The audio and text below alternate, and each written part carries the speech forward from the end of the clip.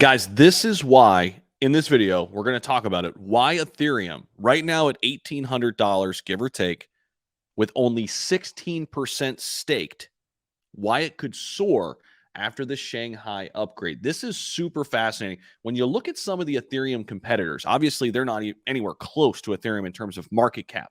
However, some of these cryptos, a lot of them, have a huge number of their holders staking. And if we believe Ethereum is only number 2 to Bitcoin and has a lot of people who believe in the longevity of Ethereum, look out, because this could get crazy for Ethereum if these numbers add up to what we see in some other protocols in terms of numbers of staking. Let me take you inside and tell you a little bit more about what I'm talking about here, break down some numbers for you real quick. Appreciate you guys, as always, for stopping back by the channel. Make sure you hit the like button down there, subscribe if you haven't already, and let's dive right in. So here it is. I want to scroll right down here, okay? So basically, we're looking at some of the data. Well-known cryptos. This is the percentage staked. 71% of Cardano staked. 70% of Solana staked. 85% of PNB staked. 63% of Chainlink staked. And, 63% of Avalanche staked. And 50% of Polkadot staked. In contrast, only 16% of Ethereum is staked right now. 16%, guys. So think about that. How is this going to dramatically change? Look at this, 37% of Matic, 64% of Cosmos.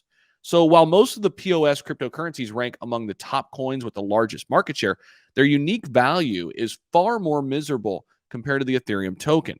For example, with 71% staked, ADA trades at 38 cents, unlike ETH, which trades at 1,800.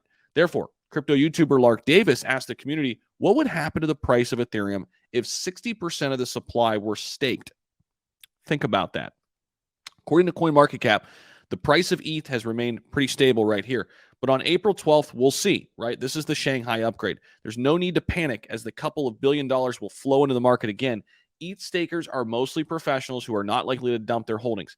Now, there could be some volatility here, but this is what I said in my last Ethereum video.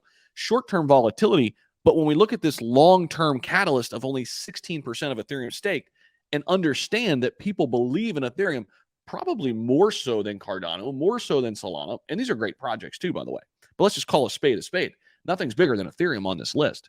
And if you're a true Ethereum maxi or just a believer in general, you're going to want to stake your ETH. How did Cardano get 71% of people to stake? How did Solana get 70% of people? I mean, and this is a conservative bet. If Ethereum gets 60%, look out. They are already massive, massive, massive in market cap. So it's a very interesting thought experiment. Shout out to Altcoin Daily. Shout out to Lark Davis, two guys I follow on YouTube, for kind of putting these thoughts together in this article here from Coin Edition. Want to just make sure you check it out. Want to make sure you see it, because it really does put things in perspective. You know, once this Shanghai upgrade does go live, look out, because after that little, first little bit of volatility, we're going to find out just how much ETH is going to be staked. If we get up there in the 50 to 60% range, that is going to have a huge positive impact on the price of Ethereum long term. Appreciate you guys. Let me know what you think about all this down below. Of course, this is not financial advice. Do your own homework. DYOR always. Just bringing you up to speed on all the news and information that's out there, making you a better investor. We'll see you.